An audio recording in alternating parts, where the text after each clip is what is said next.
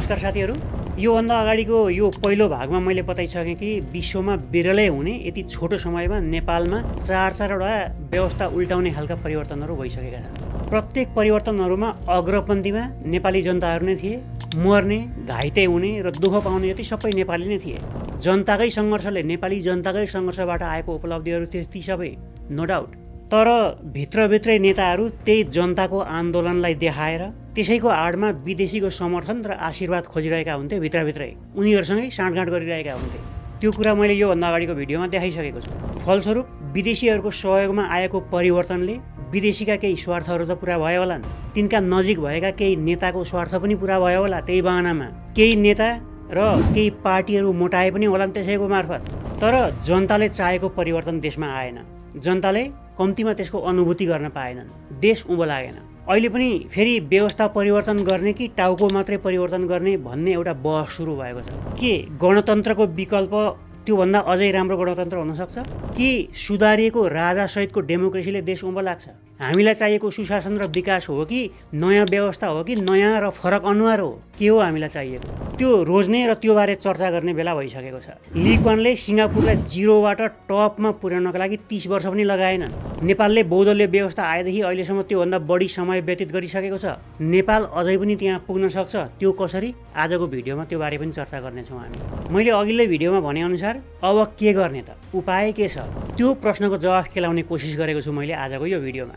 अनि त्यसैसँग जोडेर अन्त्यमा राजा फर्कने सम्भावना छ कि छैन र त्यसका असरहरू के हुन्छन्, वाट्स नेक्स्टकै पोइन्टमा आधारित भएर त्यो बारे पनि चर्चा गर्नेछु। कहाँनिर गलत भयो, त्यो कसरी ठिक ठाउँमा आउँछ, त्यसको चर्चा गरौँ। आउनु सबै मिलेर। तपाईँहरूलाई विश्वास नलाग्न सक्छ, नेपाल बन्छ, पक्का बन्छ, हाम्रै समयमा बन्छ। कसरी बन्छ त? सिस्टम ठिक ठाउँमा आएपछि नेपाल आफै बन्छ।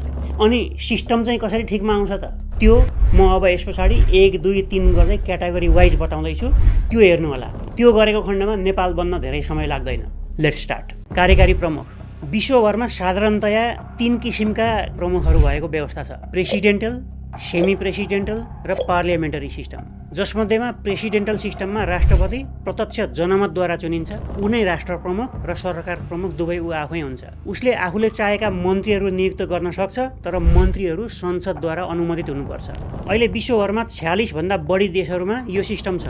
अमेरिका, दक्षिण अमेरिकी देशहरू र केही एसियाली देशहरू यसमा पर्छन्। यो म्यापमा निलो रङ भएका देशहरू यो वर्गमा पर्छन्। दोस्रो, सेमी प्रेसिडेन्टल। त्यो प्रणालीमा राष्ट्रपति प्रत्यक्ष जनमतद्वारा निर्वाचित हुन्छ। ऊ आफू राष्ट्र प्रमुख भएर बस्छ। उसले आफूले एउटा प्रधानमन्त्री छान्छ र प्रधानमन्त्रीले शासन व्यवस्था चलाउँछ। अर्थात् राष्ट्र प्रमुख एकजना र सरकार प्रमुख अर्कै हुन्छ। प्रधानमन्त्रीलाई राख्ने या हटाउने अधिकार संसदलाई दिएको हुन्छ। यस्तो खालको पद्धति अपनाउने देशहरू संसारमा 36वटा भन्दा बढी देश छन्, जो धेरै युरोपियन देशहरू र केही अफ्रिकी देशहरू छन्।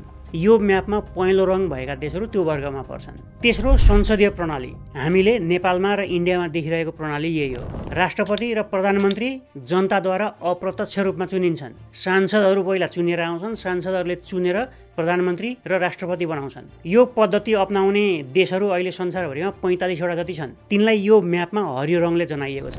दक्षिण एसियाका केही देशहरू, केही युरोपियन देशहरू र केही अफ्रिकी देशमा पनि यो व्यवस्था छ। यसका अलावा अरू पनि केही हाइब्रिड सिस्टमहरू पनि छन्। जस्तो कि संवैधानिक राजतन्त्र भएका देशहरूको सङ्ख्या संसारभरिमा झन्डै 30वटा छन्, जहाँ नाम मात्रैका राष्ट्र प्रमुख राजा हुन्छन् भने प्रधानमन्त्री सरकार प्रमुख हुन्छन्। त्यस्तै राजतन्त्र नै भए पनि अलिकति राजाको अधिकार बढी भएका देशहरू पनि छन्, जसमध्येमा भुटान र खाडीका देशहरू पर्छन्। त्यस्तै संसदीय व्यवस्था नै माने पनि राष्ट्रपति कार्यकारी भएका देशहरू पनि छन्। जे होस्, धेरैवटा व्यवस्थाहरू छन् संसारमा। सबैका आफ्ना आफ्नै गुण र दोष, राम्रा र नराम्रा पक्षहरू छन्। सबै व्यवस्थाहरू फुल प्रुफ छैनन्। नेपालकै कुरा गर्ने हो भने अहिले देश बिग्रिएको स्थिर राजनीति र एउटा स्थायी सरकार नभएर हो। टुक्रा टुक्रा दलका सांसदहरू संसदमा जाने, 1-2 सिट भएकाहरू पनि कुर्सीको लागि बार्गेनिङ गर्ने, कानुन बनाउने र जनताको गुनासोलाई समाधान गर्ने भन्दा पनि मन्त्री कसरी बन्ने र प्रधानमन्त्री पदमा कसरी पुग्ने भन्ने भागभण्डामै अल्झिने, सरकारमा जानको लागि जुनसुकै हद पनि पार गर्ने भएर नै हो अहिले नेपालको व्यवस्था बिग्रेको। मेरो विचारमा त्यसलाई सायद कार्यकारी राष्ट्रपति या प्रधानमन्त्री हुने व्यवस्थाले ठिक गर्न सक्छ। अब यहाँनिर पनि राष्ट्रपति कि प्रधानमन्त्री कार्यकारी हुने भन्ने कुराले महत्त्वपूर्ण अर्थ राख्छ। जो राष्ट्रपति या राष्ट्र प्रमुख हुन्छ साधारणतया सेना उसकै अधीनमा हुन्छ। प्रधानमन्त्री या सरकार प्रमुख जो हुन्छ उसको अधीनमा प्रहरी र सरकारी संयन्त्र हुन्छ। यदि कार्यकारी राष्ट्रपति नै हुने हो भने सेना, प्रहरी, प्रशासन र राज्यका महत्त्वपूर्ण निकायहरू जो छ त्यो एउटै व्यक्ति अथवा संस्थाको अधीनमा रहने हुन्छ, यदि संविधानले नै तोकेर व्यवस्था नगर्ने हो भने। अमेरिका, युरोप र नेपाल फरक छन्। भौगोलिक, राजनीतिक, जनताको शिक्षाको स्तर लगायत धेरै कुराहरूले फरक छन्। त्यहाँ भएको व्यवस्था नेपालमा ठिक नहुन पनि सक्छ। त्यसैले नेपाल जस्तो देशको लागि कार्यकारी राष्ट्रपति झनै खतरा हुन्छ भन्ने मेरो धारणा छ। शक्तिको पृथकीकरण पनि गर्नुपर्ने हुन्छ, कोही अधिनायकवादी नहोस् भनेर हेर्नुपर्ने पनि हुन्छ। त्यसैले नेपालमा सायद कार्यकारी प्रधानमन्त्री नै सही छनौट हो कि भन्ने धेरै कोणबाट हेर्दाखेरि त्यस्तो लाग्छ। तर जोसुकै कार्यकारी होस्, त्यो कार्यकारी जो छानिन्छ त्यो कसरी छानिन्छ भन्ने कुरा महत्त्वपूर्ण हुन्छ। यसमा चुनाव हुँदैखेरि फलाना मानिस कार्यकारी पदको उम्मेदवार हो भनेर तोकेरै चुनाव हुनुपर्छ। जनताले कार्यकारीलाई नै प्रत्यक्ष रूपमा निर्वाचित गर्नुपर्छ। यसो गर्न सक्यो भने पार्टीमा नलागेका स्वतन्त्र मानिसहरू जो राम्रा छन्, जनताको मन जित्न सक्ने मानिसहरू छन्, भिजन भएका मानिसहरू छन्, उनीहरू पनि देशको कार्यकारी पदमा पुग्न सक्ने व्यवस्था गर्न सकिन्छ। दलको फेर नै समाउनु पर्ने व्यवस्थाको अन्त्य हुनेछ। त्यस पछाडि जनताले जसलाई चुन्छन्, जसले जितेर आउँछ उसले 5 वर्ष देशको शासन चलाउन पाउनुपर्छ। उसैले छानेका मन्त्रीहरू भएर आउँछन्, तिनलाई संसदले अनुमोदन गर्नुपर्छ। जनताले कार्यकारी भनेर नचुनेको मान्छे त्यो पदमा पुग्न नसक्ने व्यवस्था गर्नुपर्छ। यसले सरकारलाई स्थायित्व पनि दिन्छ र चुनिएका मानिसहरूले पनि केही डेलिभर गर्ने मौका पाउँछन्। तर त्यस्ता कार्यकारी पदमा बसेकाहरूले 2 कार्यकालभन्दा बढी फेरि त्यो पदमा पुग्न नपाउने व्यवस्था गर्नुपर्छ। चुनाव लड्न नपाउने व्यवस्था हुनुपर्छ, 2 पटकभन्दा बढी। कार्यकारी भइसकेपछि शक्तिको मात लागेर निरङ्कुश पनि हुनसक्छ मान्छे। त्यसको लागि उसले गरेका नराम्रा कामहरू रोक्नको लागि चेक एन्ड ब्यालेन्सको व्यवस्था हुनुपर्छ। त्यो कसरी गर्ने म एकैछिनमा बताउने छु। यसो गर्न सक्यो भने 5-7 पटकसम्म नमरुन्जेलसम्म दोरी कार्यकारी हुने, कुर्सीमै अन्तिम सास छोड्ने काम बन्द हुनेछ। सांसद मन्त्री बन्न नपाउने। सांसदहरूलाई ल मेकर पनि भनिन्छ। उनीहरूको काम कानुन बनाउने मात्रै हो। कानुन बनाउन भनेर जनताले चुनेर पठाएकाहरू माथि पुगिसकेपछि मन्त्री र प्रधानमन्त्री हुने दौडमा लागेको कारणले गर्दाखेरि देश बिग्रिएको हो। अहिले सांसदले मन्त्री हुन नपाउने व्यवस्था गर्नुपर्छ। मन्त्री हुने हो भने सांसद पदबाट राजीनामा दिनुपर्छ। 2टा मध्ये एउटा चुन्नुपर्छ। यसो गर्यो भने कानुन बनाउनले कानुन मात्रै बनाउँछ र शासन चलाउनले शासन मात्रै चलाउँछ। त्यसपछि सांसदहरूको किनबेच हुने, कुर्सीको खेल सिद्धिन्छ। त्यसको लागि सांसदको संख्या पनि 100 को हाराहारीमा राख्नुपर्छ। नेपाल जस्तो सानो देशको लागि भेडी गोठको आवश्यकता छैन। सांसद हुनको लागि निश्चित एजुकेसन, उमेर र नैतिकताको पनि सीमा राख्नुपर्छ, कन्डिसन राख्नुपर्छ। औँठा छापहरूलाई सांसद बनाएर काम छैन। ल मेकिङको ठाउँ हो त्यो, देशको कानुन बनाउने ठाउँ हो, औँठा छापहरूलाई जागिर खुवाउने ठाउँ होइन। राष्ट्रिय सभाको पुनर्संरचना गर्ने र त्यहाँ आउने मानिसहरू पनि जनताले नै प्रत्यक्ष चुन्ने व्यवस्था गर्नुपर्छ। दलहरूको भर्ती केन्द्र भएको छ अहिले, त्यो काम बन्द हुनुपर्छ। Right to recall. Right to recall अर्थात् जनप्रतिनिधिहरूलाई फिर्ता बोलाउन पाउने व्यवस्था। अहिलेका सांसदहरू, मेयरहरू या कोही पनि जनप्रतिनिधिहरू जो छन्, एकपटक जनताले चुनेर पठाइसकेपछि जनता खुसी हुन् कि दुखी हुन्, जनताले जतिसुकै दुःख पाउन्, उनीहरू जवाफदेही हुनु नपर्ने जस्तो देखिएको छ। जेसुकै गरे पनि 5 वर्षसम्म यो कुर्सी मेरै हो भन्ने मुडमा हान्ने साँडे जस्तो भएर आउँछन् जनप्रतिनिधिहरू। तर अब उसलाई भोट दिने जनताको एउटा निश्चित संख्या, एउटा निश्चित प्रतिशत, जस्तो 10%, 20%, ती जनताहरूले यो हाम्रो जनप्रतिनिधिले यो काम खराब गर्यो, ठिक काम गरेन, भ्रष्ट भयो, यसलाई फिर्ता बोलाइ पाऊँ भनेर हस्ताक्षर सङ्कलन गरेर दिए भने उसको पद जाने, सस्पेन्ड हुने, अर्को इलेक्सन हुने व्यवस्था गर्नुपर्छ। त्यसो गर्न सक्यो भने जनप्रतिनिधिहरूलाई रेस्पोन्सिबल बनाउन सकिन्छ, उत्तरदायी हुन्छन् उनीहरू। अनि उनीहरूलाई हरदम जनताको डर हुनेछ, म मालिक होइन, म जनताको सेवक हुँ भन्ने चेत बल्ल खोल्नेछ उनीहरूलाई। Right to reject. नोटा अर्थात् राइट टु रिजेक्ट अर्थात् माथिका मध्ये म कसैलाई पनि भोट दिन्न भने अधिकार जनतालाई दिनुपर्छ। अहिले निर्वाचनमा आफ्नो आफ्नो समूहको एउटा गुट बनाउने अनि आफूले छानेको कुनै उम्मेदवारलाई थपनाको रूपमा उठाइदिने, त्यो चलन छ अहिले। अनि त्यसले जितेर आउँछ, म त जनताले चुनेर पो पठाएको हो त भन्छ। तर जनतालाई चोइस के दिएको हुन्छ? केही पनि हुँदैन। तिनै गणाएका पार्टी र गणाएका मान्छेहरूको बिचमा भागबन्डा गरेर त्यो मध्येमा एकजनालाई जनताले छान्नै पर्ने बाध्य बनाइएको छ। अहिले राम्रो उम्मेदवार पाउने भन्दा पनि फटाको बिचमा एउटा फटा छानिने सिस्टम छ। अहिले जनताहरू बाध्य छन् फटा छान्नलाई। यदि उठेको उम्मेदवारहरू मध्येमा यी कुनै पनि ठिक छैनन्, म कसैलाई पनि भोट हाल्दिनँ, नयाँ मान्छे चाहियो भनेर जनताहरूले नोटा अर्थात् म भोट गर्दिनँ भन्ने अप्सनमा भोट हाले भने र त्यो पक्षमा धेरै भोट खस्यो भने त्यो निर्वाचन परिणाम बदर गरेर अहिले भएका उम्मेदवारहरूले फेरि पुनः उम्मेदवार हुन नपाउने गरी नयाँ अनुहारहरू आउने गरी अर्को इलेक्सनको व्यवस्था गर्नुपर्छ। त्यसो भयो भने कुहिएका दल र तिनका कुहिएका अनुहारहरूलाई जबरजस्ती ग्रुप बनाएर जनतालाई जसरी पनि एउटा छान भन्ने काम हुँदैन। जनताले यो अधिकार पाउने बित्तिकै खराब मान्छेहरू माथि पुग्दैनन् र देश बिस्तारै माथि लाग्नेछ, राम्रा मान्छेहरू माथि पुग्नेछन्।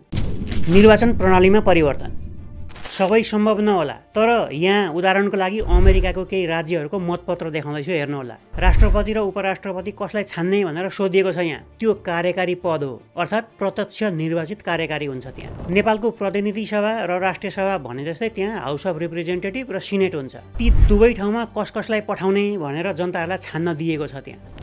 राष्ट्रिय सभालाई दलको भर्ती केन्द्र बनाउनुभन्दा जनताबाट सिधै यसरी निर्वाचित गर्नुपर्छ। विभिन्न तहका अदालतहरूमा न्यायाधीश कसलाई राख्ने, फलानु न्यायाधीशको पदावधि सिद्धिन लागेको छ, उसलाई थप्ने कि नथप्ने भनेर यही मतपत्रमा जनताहरूलाई सोधिएको छ। जनताले न्यायाधीश छान्न पाउने व्यवस्था गर्न सके त राम्रै होला देशमा, होइन र? पुलिस, एजुकेसन, फायर डिपार्टमेन्ट जस्ता महत्त्वपूर्ण सार्वजनिक पदहरू, सिधै जनतासँग गएर इन्भल्भ हुनुपर्ने पदहरू, त्यो छान्ने अधिकार पनि जनतालाई दिएको छ। जनताले छानेका मान्छेहरू त्यो ठाउँमा पुगिसकेपछि राजनीतिक नियुक्ति र फोरी खेल बन्द हुन्छ त्यो ठाउँमा। जनताप्रति उत्तरदायी बनाउने यो पनि एउटा उपाय हो। अनि विभिन्न ट्याक्सका दरहरू हेरफेर गर्ने कि नगर्ने, अहिले भइरहेका करका दरहरू जुन छन् त्यसलाई घटाउने कि बढाउने, नयाँ ट्याक्स लगाउने कि नलगाउने, अथवा भइरहेका ट्याक्सका दरहरू हेरफेर गर्ने कि नगर्ने भनेर चोइस दिन्छ जनतालाई इलेक्सनमा। जनताले जे भोट गर्छन्, जुन पक्षले जित्छ त्यही अनुसार ट्याक्सको प्रणाली हेरफेर गरिन्छ त्यहाँ। आफूले तिर्ने स्थानीय करको दर जनता आफैले निर्धारण गर्छन् इलेक्सनको माध्यमबाट।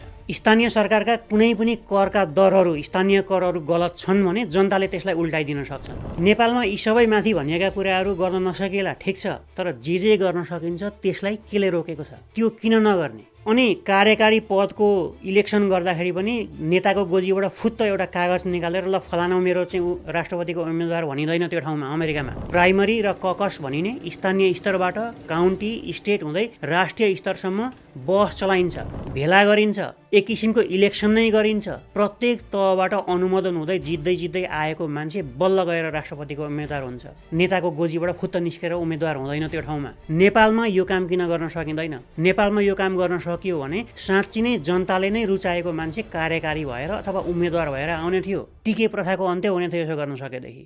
संवैधानिक निकायहरूको पुनर्संरचना, न्यायपालिका, प्रहरी, सेना, गुप्तचर निकाय, अख्तियार लगायत अरू जति पनि संरचनाहरू छन्, महत्त्वपूर्ण संरचनाहरू, तिनीहरूलाई निष्पक्ष र राजनीतिक रहित बनाउनुपर्छ। अहिले भन्नलाई यी संस्थाहरू निष्पक्ष छन्, स्वतन्त्र छन्, तर भित्रभित्रै सबै यी संस्थाहरूमा राजनीतिको भर्ती केन्द्र बनाइएको छ। नेताको पाउ नमोलिकन यो संस्थामा माथि कोही पनि पुग्नै सक्दैन, त्यस्तो बनाइएको छ। यो प्रथा अन्त्य हुनुपर्छ। यी संस्थाहरूमा दलीय भागबण्डा जुन छ त्यो अन्त्य हुनैपर्छ। यी संस्थाहरूलाई अझ बढी अधिकार दिनुपर्छ, राजनीतिबाट मुक्ति दिनुपर्छ।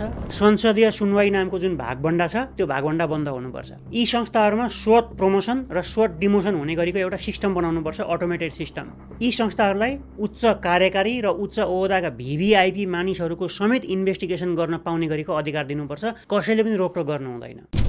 चेक एन्ड ब्यालेन्स, शक्ति हातमा आउने बित्तिकै मानिसले जनमतको गलत व्याख्या गर्न सुरु गर्छ। मलाई त जनताले चुनेर पो पठाएको हो त, म त जनताको प्रतिनिधि पो त, सबभन्दा धेरै भोट पाएर आएको भन्ने घमण्ड बढ्न थाल्छ नेताहरूमा। यो ह्युमन नेचर नै हो, संसारभरि नै हुन्छ यो।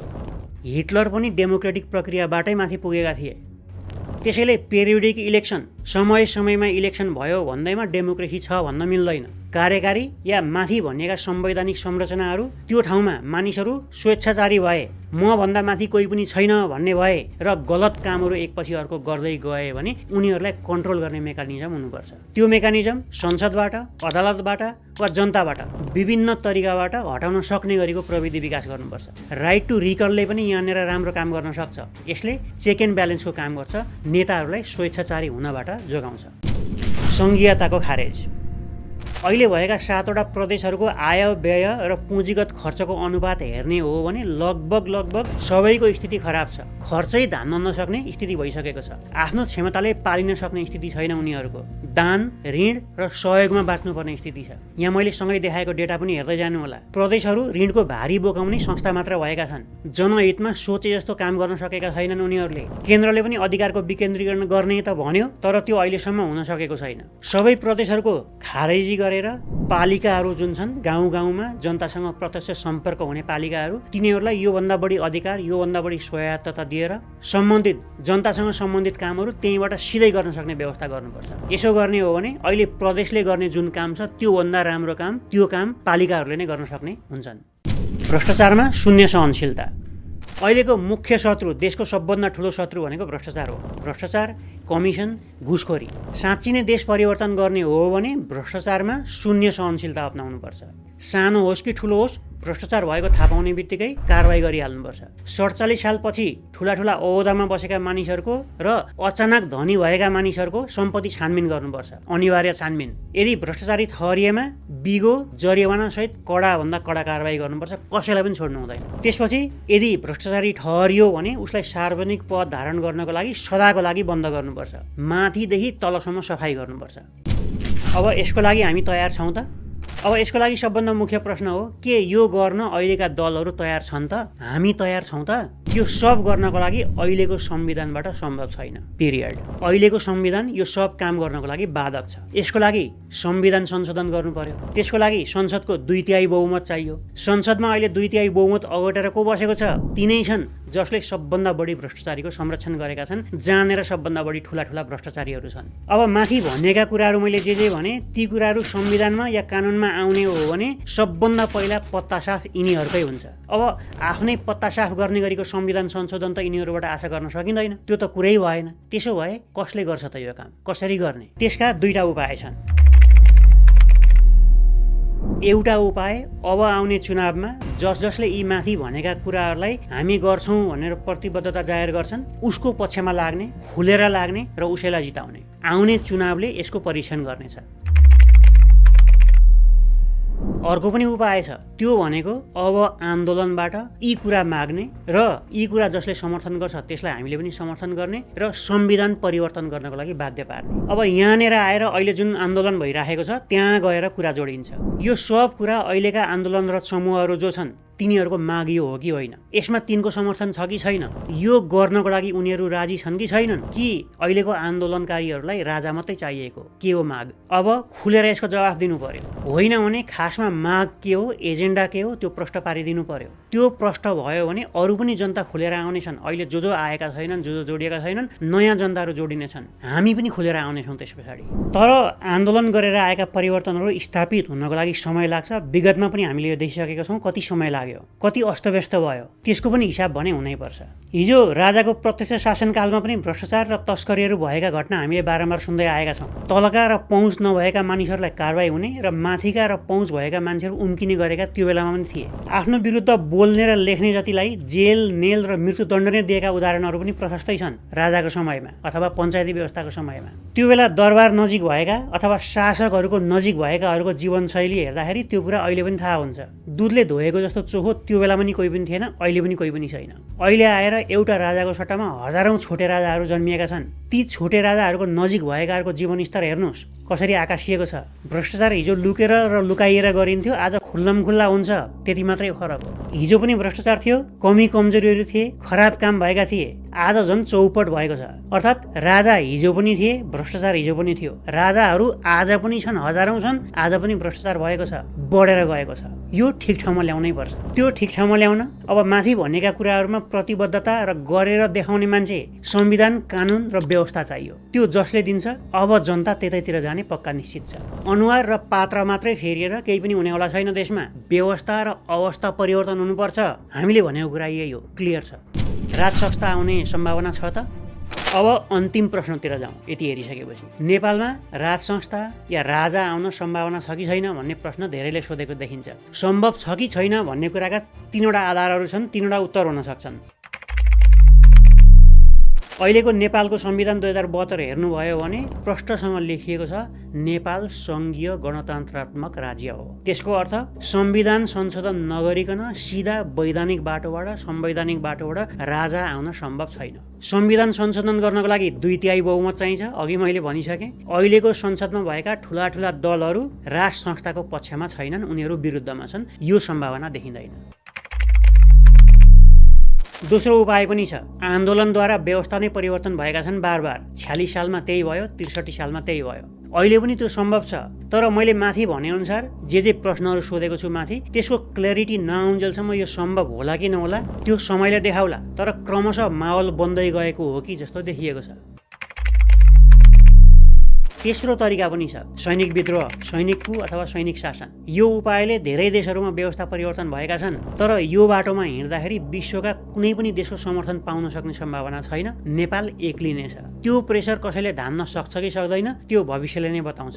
त्यसैले मलाई पर्सनली यो सम्भव छ जस्तो लाग्दैन तेस्रो उपाय। तर मैले योभन्दा अघिको भिडियोमा मैले बताए जस्तै विदेशी, विशेष गरी इन्डियाले जे चाह्यो अहिलेसम्मका 4वटा परिवर्तनहरूमा ठ्याक्कै त्यही भएको छ नेपालमा। प्रत्येक परिवर्तन इन्डियाले नै चाहेको बाटोमा हिँडेको छ। अहिलेको हेर्ने हो भने अहिले इन्डियाको समर्थन राजावादीको आन्दोलनमा छ भन्ने प्रशस्त प्रमाणहरू त्यतातिरबाट आएका थिङ्क ट्याङ्कहरू र त्यहाँबाट आएका सूचनाहरू हेर्दाखेरि देखिन्छ, अनुमान लगाउन सकिन्छ। त्यसैले यसको सम्भावनै छैन भन्न सक्ने ठाउँ चाहिँ छैन। अब अन्त्यमा जनता फ्रस्ट्रेटेड छन्, निराश छन्, आक्रोशित छन्, भ्रष्टाचार र व्यथितिले सीमा नागेको छ। तर सरकारमा सम्मिलित दलहरू र उसलाई समर्थन गर्नेहरू आफ्नै डम्फु बजाउनमा व्यस्त छन्। तिनका वफादारहरू सरकारको तारिफ गरेर थाक्दैनन् अनि नानाथरी प्रोपागान्डा गरेर, वक्तव्यहरू निकालेर, भाषणबाजीहरू गरेर जनतालाई उत्तेजित बनाउने र चिडाउने काम झन् बढी हुँदै गएको देखिन्छ। हामीले लडेर ल्याएको गणतन्त्र, हामीले रगत बगाएर ल्याएको परिवर्तन, महान क्रान्ति भनेर जनताको जीवनस्तर उकासिँदैन। कसले कति वर्ष जेलमा बितायो, कसले केका लागि बन्दुक बोक्यो, त्यो अहिलेका जनतालाई मतलब छैन। 2062-63 साल जति बेला राजतन्त्र फाल्यौँ हामीले, त्यो बेला भर्खर जन्मिएको बच्चा पनि अहिले भोट दिन सक्ने स्थितिमा पुगिसकेको छ, भोटर भइसकेको छ। उनीहरूको सोच्ने तरिका बेग्लै छ। हिजोको राजनीति के भयो त्योसँग उनीहरूलाई मतलब छैन। अब देश कसरी बन्छ त्यो मात्रै उनीहरूको मतलबको विषय हो। कसले कति भ्रष्टाचार गर्यो र कसले रोक्न सक्छ, विदेशमा भएको अकुत सम्पत्ति कसले देशमा फिर्ता ल्याउन सक्छ, देशमा देखिने गरेको परिवर्तन कसले ल्याउन सक्छ, हामीलाई अब आउने पुस्तालाई विदेशिनुबाट कसले जोगाउन सक्छ, देश कसले उँभो लगाउँछ त्यो मात्र हेर्छ अब यो नयाँ पुस्ताले। जनताले केही नयाँ खोजेका छन्, परिवर्तन खोजेका छन्, विकास र सुशासन खोजेका छन्, केही चाहिँ हुँदैछ है देशमा भन्ने आधार खोजेका छन्। बोलीमा होइन, व्यवहारमा होइन, कागजमा होइन, एक्सनमा हेर्न चाहेका छन्। जसले त्यसको अनुभूति दिन्छ, जसले त्यो गर्छु भन्छ, जसले त्यसमा प्रतिबद्धता जनाउँछ, जनताहरू त्यतैतिर लाग्नेछ। म र हामी पनि मैले माथि भनेका कुराहरूमा जसले प्रतिबद्धता व्यक्त गर्छन्, त्यसको सपोर्ट गर्छन् र हामी गर्छौँ भनेर अगाडि आउँछन्, आउने दिनहरूमा हामी उनीहरूकै समर्थनमा हुनेछौँ। अब कुरा चपाएर बोल्ने दिन सिद्धिए। हाम्रा कुराहरूमा प्रतिबद्धता जनाउनेहरूलाई खुलेर सपोर्ट गर्छौँ। अब हामी तपाईहरू पनि तपाईँका आफ्ना क्षेत्रका सांसद, राजनीतिज्ञ, प्रतिनिधि, नेता जसलाई भेट्नुहुन्छ ती सबैलाई प्रश्न सोध्नुहोस्। यी कुराहरूमा तपाईँहरूको धारणा के हो? यसमा प्रतिबद्धता जनाउन सक्नुहुन्छ कि सक्नुहुन्न? सक्नुहुन्छ भने कसरी जनाउनुहुन्छ जनाउनुहोस्, सक्नुहुन्न भनेदेखि अबदेखि टाटा बाई बाई भन्न सक्नुपर्छ तपाईँहरूले।